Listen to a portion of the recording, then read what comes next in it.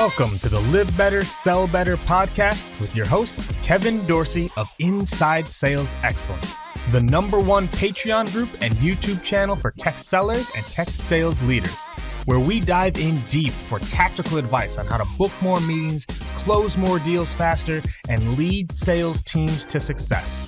But we don't stop there. We also focus on the person in salesperson. We talk about mindset, goals, time management, and so much more. So thank you for listening. And if you're interested, head on over to patreon.com/inside sales excellence. Now with that, grab a notepad, get ready, and let's dive into the good stuff. What up, everybody? Welcome to another episode of the Live Better, Sell Better podcast. This is your host, Kevin Dorsey, aka KD. And today we're going to talk about getting more done in less time. We're going to talk about getting more done without running yourself into the ground. We're going to talk about working hard and smart, because I do not believe in the old analogy of work smarter, not harder. I believe you can do both, and both are actually required in order to get you to where you're trying to go. But harder does not mean longer. Harder does not mean scattered. Harder does not mean running yourself into the ground. And that is why I'm so excited to have Ian Koniak on the show with me today. He is the new dean for Enterprise Sales School for Pavilion. He's the founder and president for a sales coaching company and was also one of the top producing sales rep at multiple enterprise companies and roles. And we are going to be diving in today on how to work smarter and harder without burning yourself out at the same time. Ian, my man, welcome to the show. I could not think of anybody better to have this conversation with than you, and I'm so glad we're going to talk about it. Thanks for having me. I'm pumped for it because this is a topic where you'll hear it get brought up often, right? Time management. You need to better manage your time. But then just like so many other things in sales, we never actually teach people how to do it. We just talk about it. So let's start diving into this a little bit around the idea of focus and attention and better managing your time. That topic, where does it take you first?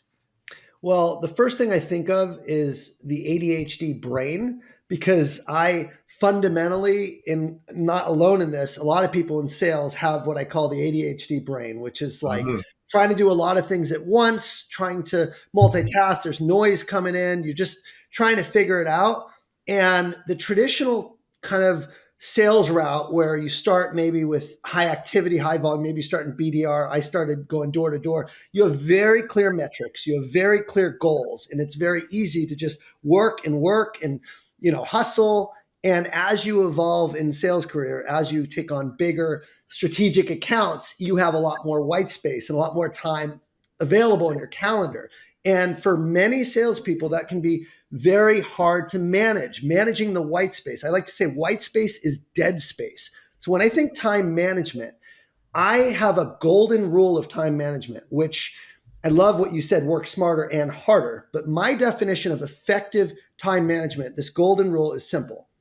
The quality of the time you work determines both the quality and quantity of time you have outside of work. Say that one more time.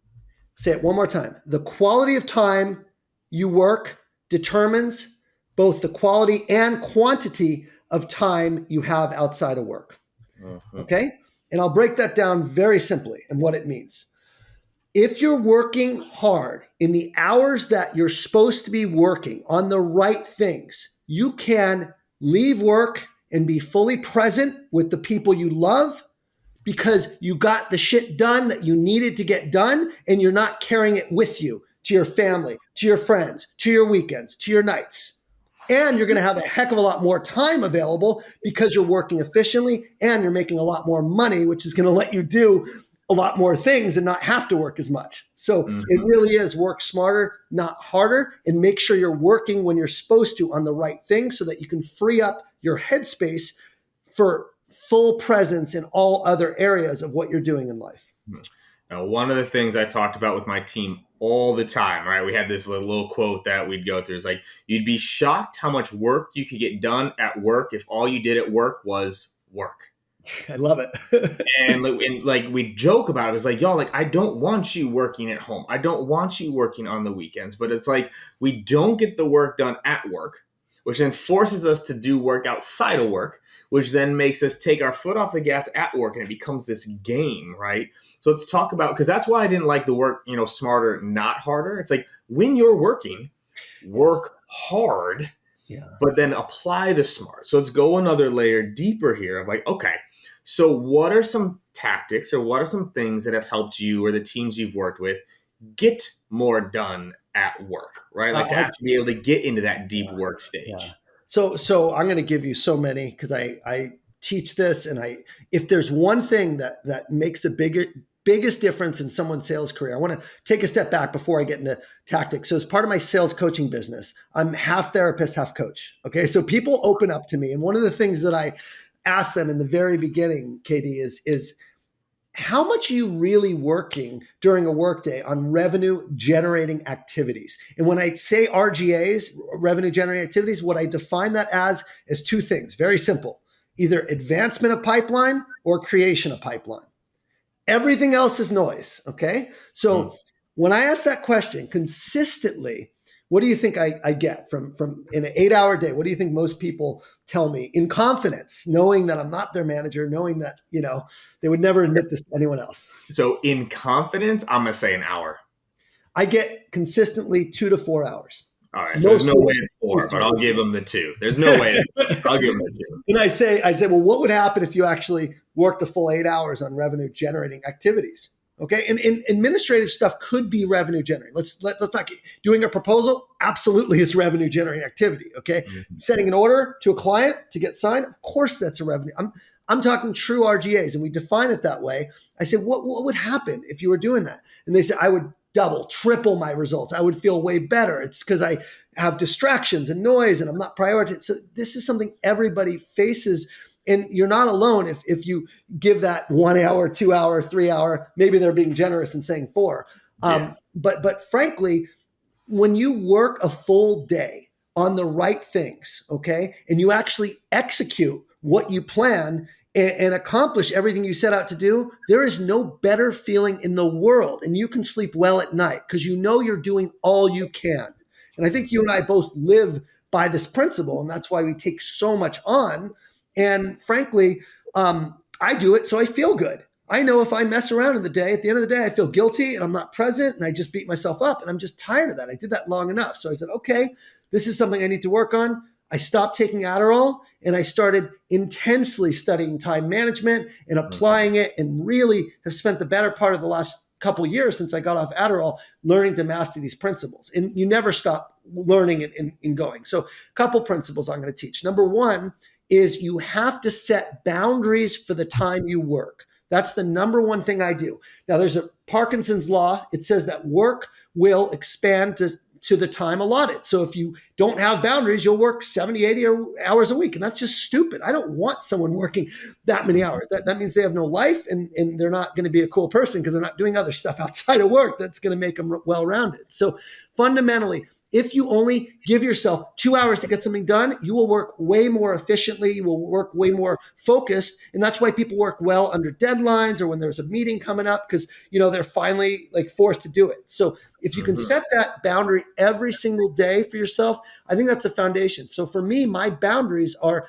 8 to 6. Okay. So I'm not working after 6, no matter what I have left to do, because there's always going to be stuff I didn't get to. I'm stopping at 6 so I can be present with my family. I also have another boundary from 12 to 1. Every day I go in and have lunch with my wife. I work in the back office. I go in and she texts me at 12:02. She's like, "You coming?"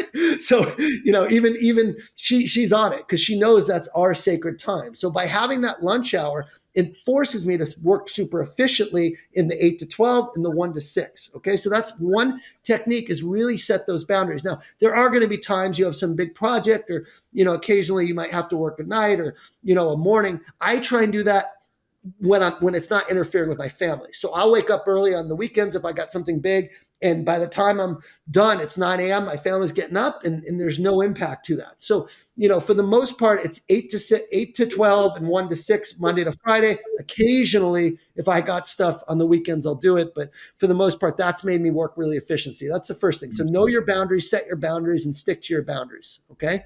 So actually, real quick, I don't want to breeze past that. How do you stick to it? Because I think, I don't want to breeze past that, because people do this. They'll set a boundary. They'll put it on their calendar. They'll say this. But when you say boundary, what do you mean? How do you actually stick to that 6 p.m. rule? How do you actually stick to that noon rule? I think the first thing is accountability. So for me, telling my wife that I'm committed to being in the house by 6 so I can help take care of the kids. He's 22 months old. So he's still very, very much a toddler. And then a 6-year-old. We got young kids, and she needs help with cooking and taking care of the kids and nighttime routines and all that. So for me, telling her I'm going to be from 6 to 9 with you and with the kids, and really 6 to 10 because my little one goes to bed late. But she knows is a little party animal. He really is. So fundamentally, that's key. Is I have that accountability. She can be texting me if it's 6:05, 6:10. She's like, you coming in. So you're keeping your word, not to yourself, but also to someone else. That's why accountability partners are really, really helpful. I think the other thing to stick to the boundaries is you have to have consistent routines outside of the boundaries. So for me, if I'm going to start work at 8, but still stick to my morning routine, which is also very important for me in terms of my exercise and getting my personal stuff done in the morning before I start work, I need to go to bed by 11. Okay. So if I'm going to wake up by 6, I want to get my 7 hours, right? So having those boundaries around when you go to bed, having those boundaries around when you get up enables you to not be tired, to not be ineffective with your work hours. Because if you're sleeping 4 hours, you're not going to work efficiently. So for me, having at least 7 hours sleep, making sure I get my exercise in, and making sure I have my morning routine allows me to be super efficient with my time because I'm already alert, I'm fired up, and I'm energized from what I'm doing in my morning routine. So again, accountability, and then really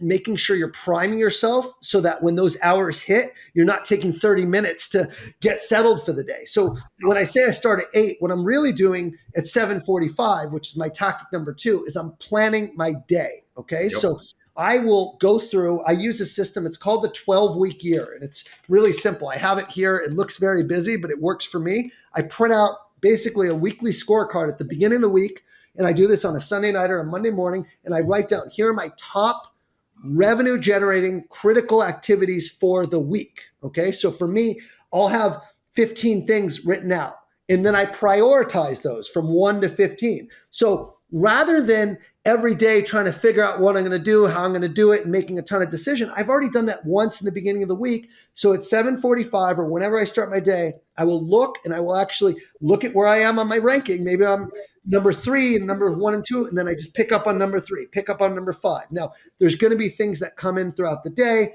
I'll talk to you about how you deal with those, but fundamentally, you have to plan your week and you got to plan your day. So for me, the act of writing down the critical things I want to do each week, ranking them, makes it really easy to plan my day and to task block and put those critical things I need to get done in my white space. So literally every minute of the day is accounted for. And a lot of times the week, in some cases where it's a busy week and I only have a little bit of white space. So that makes the decision fatigue, having to figure out what I'm going to do when there's a 2 or 3 hour block on the calendar, completely obsolete. I already know what I'm going to do because I took the time to plan it out. I love that. So I use UgMonk, right? So I've got my daily cards, right? Of okay, here's my top 10. If there's a top 10, it's no, sometimes there's a top 5, there's a top 6 of this is what needs to get done. How do you prioritize? Right, you mentioned that pretty quickly, right? Of all right, I've got my 15 things, but I'm also ranking them. Yes. Because I think this is an area that salespeople struggle with often too. Is they maybe they make the list, but they're working on the wrong things. They're not prioritized. So how are you prioritizing those tasks to make sure you're getting the right things done? Yeah, so it's a little different now because I am a full-time entrepreneur. But what comes first is if I have a big engagement, for example, the Pavilion course that I'm teaching for enterprise sales school, right? If I know I'm teaching that on a Thursday, okay, and this goes for any workshop I'm doing or any kind of engagement, I'm always blocking off prep for that particular engagement on the calendar, and that's already blocked off typically a day or two before the actual meeting, right? So prep for upcoming meetings that are on the calendar is typically like what I call in the bucket of advancing pipeline, or making sure I'm performing and showing up for the deals that I have. So advancing pipeline always gets priority versus creating pipeline when you have existing pipeline, because deals can go south, and frankly, time kills a lot of deals. So for me, it's truly important. If you got a deal, these are things like setting up the next meeting, getting the contract out, getting the proposal, having the tough conversation, picking up the phone and seeing why they didn't get back to you. I look at my pipeline every single day, okay? And I say, what are the deals, next steps on those deals? And I execute and put those things first, okay? After I've done those things, it's all about creating pipeline. So for me, my creation of pipeline is frankly very different now as a whatever influencer than it is for being a sales rep. So my pipeline is make videos. So anyone who follows me on LinkedIn, you'll see the videos and the content are coming out rapidly almost every day. And for me, that's just part of my, what I call my prospecting activity. Because I know if I create videos and build a brand, I'm getting inbound for my coaching and for my businesses. So frankly, that goes on my calendar as consistently a buffer block. So I buffer time for making my videos, for posting them, for commenting on LinkedIn, for responding to DMs, right? That's more creation of pipeline activity. So to keep it super simple, look at your deals first and do whatever you need to do that advances the deals, but don't run circles. When there's nothing left to do, that's when you move on to creation of pipeline activities. And then third priority is admin stuff. So I have some stack of papers. I don't know if this is going on video or not, but I have a few things I got to go through. This gets pushed off. Okay. It's not perfect, but my strategy is to automate as much as I can. So everything from scheduling of meetings to auto pay in my all my bills, to outsourcing my landscaping, my housekeeping, my nanny care. Like I try and make it so I'm fully spending all my time on RGAs versus things that frankly are not high value activities for me. So there's a lot of strategies I do, but generally if I can prioritize something that actually saves me time later, I will take the time to do that now. Okay. So if it's something I need to put like a widget or a plugin or maybe even a keyboard shortcut, like I'm sending the same note on LinkedIn. I have a wait list right now for, my coaching. And I'm like, here's the link to the wait list. Make sure you're on it so I can reach out. Like I was finding myself typing that out. I'm like, I'm just put a keyboard shortcut for that. And I did that today. So things that you can do to like that are repetitive and you see yourself like figure out how to automate those, those are high priority as well, because they're saving you time later, and you can put that off forever if you don't have the right systems in place. So those are kind of the three buckets that I think about is like what will save me time later, and then what will create pipeline, what will advance the pipeline with number one priority, advanced pipeline, then probably things that'll save me time later, then probably creating pipeline, which is just you're always doing consistently. Yeah, no, 100%. Now I have keyboard shortcuts for my calendar link, for my emails, for my 4 different Zooms that I have, for my registration link. I got all of those shortcutted, right? So just like, all right, 2 letters, pow. There you go. Send it off. I'm thinking we're very similar in this, because I saw your post and it's like, so the other thing I do is I task block. So I genuinely, at the beginning of the day, I have all my white space blocked off. And it's really simple. I do the stuff that like needs to be done. Like I have a meeting tomorrow. I got to prep for that. I got a customer that needs a contract. I got to set that out. I got an invoice I got to send out. That's something I should be outsourcing, but I still do some of my invoicing. So I send that invoice out, right? So things that are like getting the money, those come first. And then it's like create the pipe. And then again, anything that you're doing that's just repetitive, like automate it. Just take the time and get the automated system in place. So yesterday I have this new mastermind that I'm running, and I'm looking into like AI tools to do a transcript so people can see it. And so that's a great example of like, oh, I just need to do that. So I'll do that this afternoon, is look into Zoom transcripts so I can give that to my people who miss it, and they can jump to the right sections of the recording to see, what we're talking about. So little things like that always are coming, that I'm looking for ways to improve efficiency. Yeah. No, I love that, because it's the eye for saving time, right? Because it's not how a lot of reps think. It's also not how a lot of leaders think, right? Leaders are like, oh, do all these things. They never take into account maybe the prep that needs to go into it, right? Something even as simple as like, all right, I want my team making 50 dials a day. And I go, great. You know what you need in order to make 50 dials a day? 50 names. Yeah. How long does it take for them to generate those 50 names? And to make 50 dials a day consistently across a month, how many names do you need? How long does that take to do, right? And like, they don't have the prep time aligned. Like it's what we taught with, because we taught time management to my team. So we had literally like 4 sessions in onboard about time management. One of the things I walked them through was called the 2-hour solution, which was one of my favorite time management strategies from a book called, I'm blanking on something for success. I can't believe I'm blanking. It's blue. It's Roger Seep. I can't even remember the name of it is right now, but I'll find it. But it talks about green time versus red time. Green time versus red time. So the green time things that you're talking about, right? That's actually having the meeting. The red time is the prep. And one of the things it talks about is oftentimes reps will spend time in red, where it feels like an RGA, like I'm preparing for this meeting or I'm doing some research, but it's not really the revenue generating action. It's preparing for it, making sure you don't spend too much time in red. So now let's flip this another direction. What happens if you get thrown off? Yeah, that's fine, Ian. All right, plan my day to the minute and all these tasks, but then it doesn't always work that way. Yeah. How do you get back on track? How do you pull yourself back if things do go haywire? It's all about, you got to give yourself grace. I'll say that first, is progress over perfection, making sure you're realizing like these habits have been ingrained with you for your whole life. So you're not just going to be able to flip a switch and turn into a robo productive KD or Ian Koniak right out the gate, right? I've been spending years and years trying to get to this place where I genuinely am exhausted at the end of the day, and I've only worked 8 or 9 hour day because it's intense work, and that's how it should feel. That's a good thing. Okay, that shouldn't be once a month. I feel great. No, that should be every day. That's how you become very successful. So fundamentally, if you get out of sorts, if you've been out of sorts forever, you should. That should feel normal for you, because that's just your norm. But if you're real quick, I actually want to jump in there real quick. Don't lose that thought. Where should someone start? I actually think this is very important to because if you've been out of sorts for a while, which is most people, if we're being honest, where do you recommend someone starts with what you're talking about right now? Because I think sometimes that even overwhelms people, the idea of getting organized, and it becomes too much. All right, I've been chaotic for most of my life. How do I start doing some of the things you're talking about? For me, what I started with, it started with getting off Adderall, and I'm like, oh my gosh, my brain is going crazy, going all these directions. I got to do something.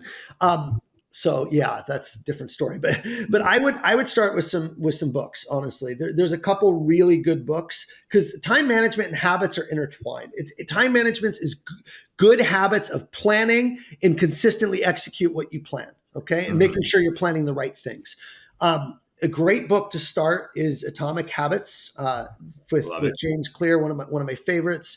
Another great book is The Power of Habit. Now, the Atomic Habits is like, really like tactical. Here's what you need to do to start building good habits and build upon. Power of Habit is more, I'd say, theoretical, in terms of like what causes us to go into bad habits. And it's typically when we're doing things, or we have to do things that we don't like doing or don't want to do. Because it's very easy to jump on a phone with a client if you're in sales and talk to them, have a great conversation, talk to your boss, talk to your friends, because you're social potentially, and that's easy for you. It might be a lot harder to do deep research on a strategic account that you're trying to crack into, right? So the cool thing about the Power Habit is it really does help understand what are the cues and the triggers that cause us to go to the bad habits, and how can we actually fix our patterns in that place. I know for me, I used to go to bad habits or procrastination when I had a big project, and the story I would tell myself about that was like, this is going to be so hard, this is going to be so hard. And I would make it hard because I basically built it up, and I would procrastinate, and then I made it really hard, and I pull an all-nighter. And that will never happen again. So just understanding why we do things, a lot of times we're just resisting things that we don't feel like doing. And success means consistently doing the things you don't want to be doing. So that truly is. It's not all glory, when you're an entrepreneur or when you're in sales, right? There's parts that are glorious, but a lot of it's just showing up every day. So fundamentally, I think a great place to start are those two books. And then the 7 Habits of Highly Effective People is also a fantastic book on habits, time management, prioritization. If you're going to take one tactic to start with, I would say this. For me, what I really, really value is just before the day starts, do your single, what are the critical things to get done, and then block it off in your calendar. And so it's staring you in the face and you see it. And what'll happen naturally is maybe you don't execute. Maybe you still procrastinate, even though it's blocked off. Okay. But then you do it again and you're going to get pissed at yourself and say, I don't feel good. I said I was going to do this. I'm going to keep my word to myself. And then maybe you do it halfway. And then the next day you do it again. And eventually when you keep planning every day, you get better and you grow. And all of a sudden it becomes a game for you. Now, for anyone who wants to gamify this, the 12-week year is a great way to do that. The 12-week year is a system. It's a book. And that's what I use, where you actually score yourself at the end of the week and you see how many of these critical tasks that I get done that I set out to do in the week. And you're trying to get over 85%. And I know for me, that's always a battle to do what I set out to do. But the books books are great resources to start. And then accountability partners are also great resources, because the 12-week year, you're part of a weekly accountability meeting, a WHAM, with a few people doing it together. And then you could actually have some buddies or friends that you can share your score. And if you scored 20% and only did 2 of the 10 things you set out to do, that's going to be embarrassing if you have to go tell your friends about it. So you do it 12 weeks straight, you're going to be a different person. So that's something I have all my clients on, is the 12-week year, because it forces that discipline. It forces that planning. And frankly, it's just like anything else. Once you get in the habit of discipline and planning, that's your norm. Your norm isn't procrastination anymore. Your norm isn't retreating and just avoiding the stuff you want to do. It's actually going and doing the hard things, because it's not hard anymore. It's just normal. Mm-hmm. No, I love that. And I remembered the book, by this, Train Your Brain for Success. I was like, how did I forget that book? Like, I've recommended it 100 times, but I love, Train Your Brain for Success. Also, the Pomodoro method is a great one. Getting Things Done by David Allen's a good one, of just how to get tactical with this time management, because it's you can get so much more done. And then it frees you up, right? Because you've mentioned this around boundaries, and it sounds like this is how you're thinking through it. I would often ask my reps or managers, what would you do if you couldn't work from home? And when I say work from home, I mean after hours, right? Obviously, we all work from home now, but it's all right, what if quite literally you got locked out of all systems after 7 hours? What would you spend your time on in those 7 hours? And helping that prioritize. You only got 7 versus, to your point, we fill that day up. It always concerned me when I would hear reps I'm working 10 hours a day. And I'm like, on what? Yeah. What? You can't work for 10 hours a day and actually be doing it on the right things. Where is that time going? Right. So then how else does this then ingrain other places? Because you made a post recently about work-life balance, work-life integration, kind of how that works. How does this bleed on to call it the personal side too, around focus and intention and everything there?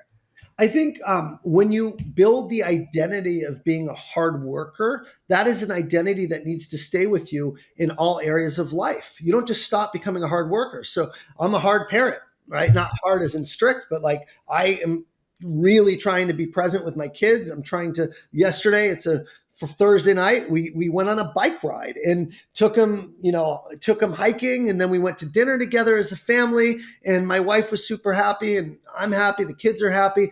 Max, my son's this is the best day ever. And it was a Thursday. So you can't be, fundamentally so strict where you're in this stressed out mode all the time, Monday to Friday, and then turn it off and then be a different person Saturday and Sunday. It doesn't work that way. So if you're a hard worker, you're going to be, hardworking in all areas of your life. It means doing the dishes when you feel like sitting down because you want to get it done and have a tidy house. It means you're not just taking the easy street for your personal life either. Okay. It means you're managing your finances, you're doing your investments. It looks like exercising on you know, they say if you want something done, give it to the busiest person, right? How do you manage to have a family and go to all the kids' events and run a business and teach the side, right? It's because you're efficient in all times, in all areas. So for me, again, work-life integration is just being efficient on my weekends too, in doing it in the right way, like doing it with, okay, I'm not just sitting around the house doing nothing with my family. I'm in the, we're doing the gardening, or we're furniture shopping, or we're going in, this week we're going up to Lake Arrowhead. So we're going to be gone for 3 days and hiking. I mean, but we're always doing something, right? So I see people that have a double life and they're trying to work hard on the week, and then the weekends are just totally checked out, or the nights are checked out. They hit the bong the first thing and they're just gone. It's like, this is my relaxed time. But that is literally a identity conflict. You can't be both. How you do one thing is how you do everything. So for me, what work-life integration means being consistent in all areas of your life and staying true to your values, right? If you're a hard worker, if you have tough conversations in your work life, you're going to have tough conversations in your personal life. It means showing up authentically, for your friends and your family and your customers the same way. It means being the same person everywhere you go, whether you're on Katie's podcast or whether I'm with my wife there. You're getting the same version. That's what I mean by work-life integration. No, I like that, because it's like who you are is who you are. And leaning into that and owning that is important, right? Like my biggest thing with all this is just intention, right? Like, what is my intention right now? Right? Because is my intention to relax? Then okay, but I'm actually doing relaxing with intention, right? Just vegging out on the couch watching Netflix for 5 hours is not actually relaxing with intention. That's not recharging in any way, right? That's just vegging out. And then you wonder why that energy doesn't come back. And I just think that's so, so important. As we start to come up on time, what else? What haven't we talked about yet around time management and focus management and energy management that you've seen work very well for you and the people you work with and coach? I will say this.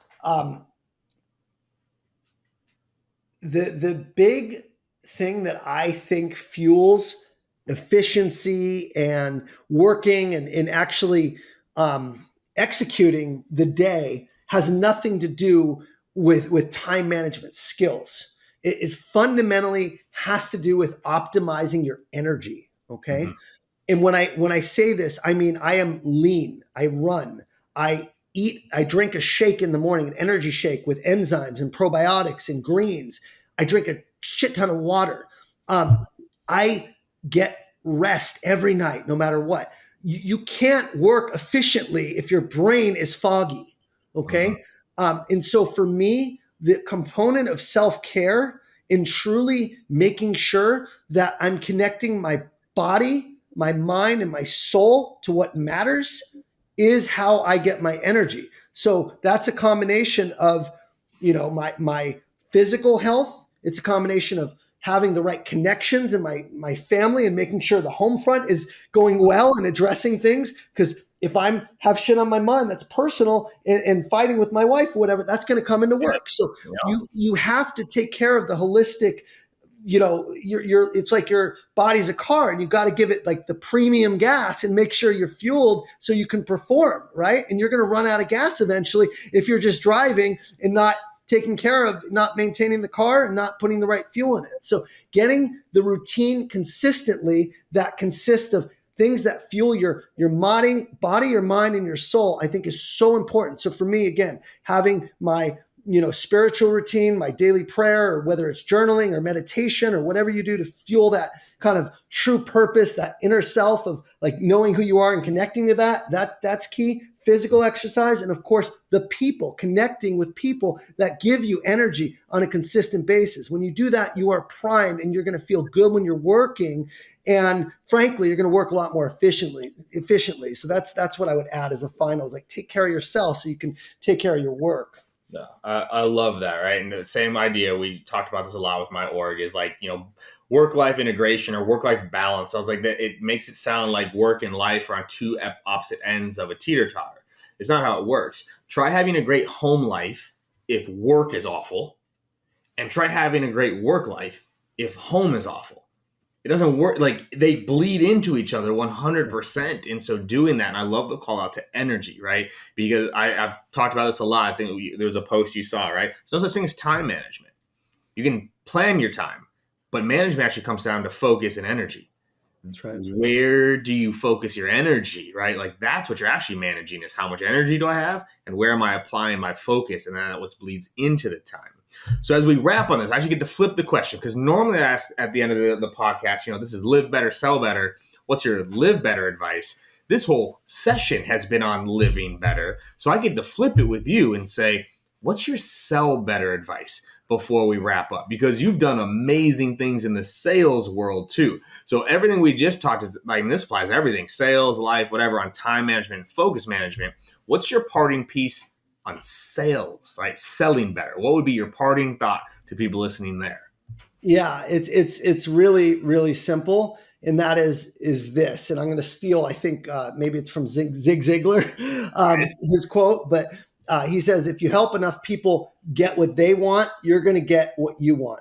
And it's really simple. Don't make it about you, right? When my ego is shining in a meeting, when I'm making about my goals and what I want, I'm doing the talking, I am always repelling the customer. But when I'm genuinely trying to help and being curious and just having conversations geared around understanding where they may need help, and if they even need my help in the first place, and then coming up and sharing how I can help them, everything else works. So help others get what they want. Don't make it about you, and watch the sales like really shine. Just it's all about other people, not yourself. I love it. Zig Ziglar. You can get anything you want in life as long as you help other people get what they want first. And that was the opening line to one of his sales books. I've always loved that since. So Ian, my man, where can people get more of you? Where are you putting out content? What are you working on right now? Like, where can people get more of what you're putting down right now? Yeah, I think best place is LinkedIn. Connect with me on LinkedIn for sure. If you're interested in sales coaching, go to untapyoursalespotential.com. There's a wait list there. We're closed for the year, but you can get on the wait list. I'll let you know when the new cohort comes out. Untapyoursalespotential.com. I got a YouTube channel. Ian Koniak is the name. And then I have a newsletter. So if you just connect on LinkedIn, I'll get you all those resources. Shoot me a DM. We can chat there and let me know how I can support you. Hell yeah, my man. Well, we'll probably due for a part 2 on this for sure. So I'm sure we'll team up on some stuff here. But I appreciate you, man. Thank you for the energy and insights today, man. It was really, really good stuff. Thanks for having me. And I love chatting with you and love what you're doing too. So let's do it again for sure. Hell yeah, my man. We'll make it happen.